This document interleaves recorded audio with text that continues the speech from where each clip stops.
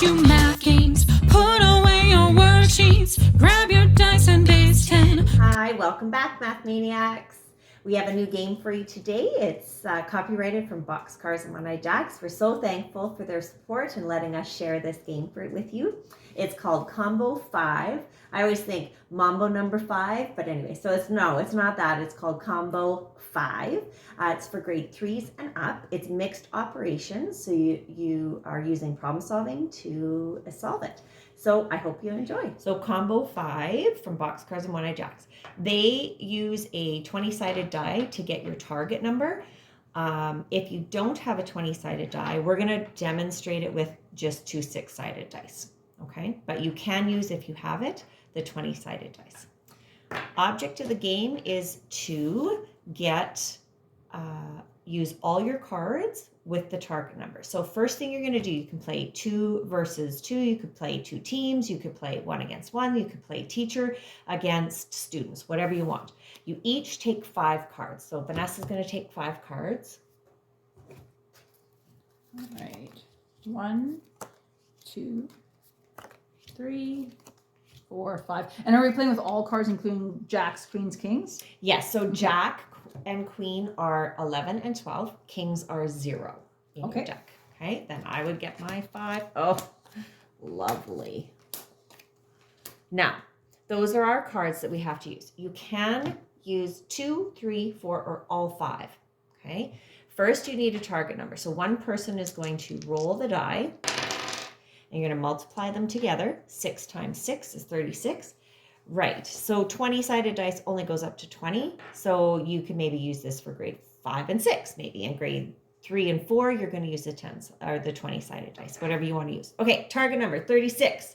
So Vanessa, can you make 36? 10, 20, 30. No, the highest I can make. Maybe I can use all operations, right? Yes. So, I forgot about that. So perhaps, don't think I can. So what happens to me then if I'm... So you just leave your cards. You miss your turn because the next time we're going to have a different target. Then you might be able to get your cards.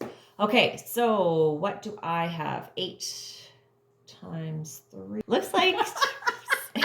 Looks like we're both. We should have stacked, but we're not going to because this is what happens in class. So neither of us can get it. You leave your cards. Now Vanessa gets to do the new target. So we got to multiply. So 2 times 2 is 4, and we can use 1 or 2, 3, 4, or all 5 cards. Correct? Yes, and the other thing you can do is if these 2 cards work and these 3, you can have combinations. So you don't have to use all of them. So these, you could use these 2 in one combination and those 3 in a number combination.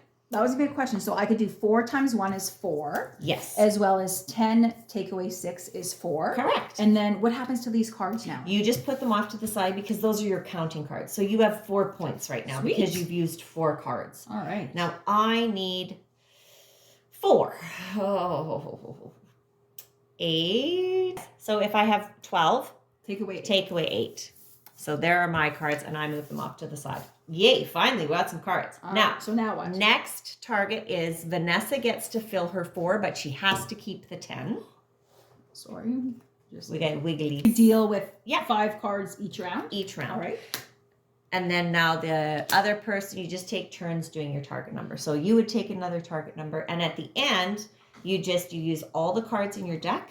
And then at the end, you count up how many cards you've taken off of your playing boards, and then the person with the highest number wins. I love it. This is a great one. I can totally see how we could use this in grade 3 as well. As you mentioned, it's kind of good for grades 3 to 6. I imagine, too, you could modify this game for younger students as well as older students. Yeah, so one of the variations they recommend is for leveling it is you can just use adding and subtracting. Okay. So you can tell the children you can just add or subtract.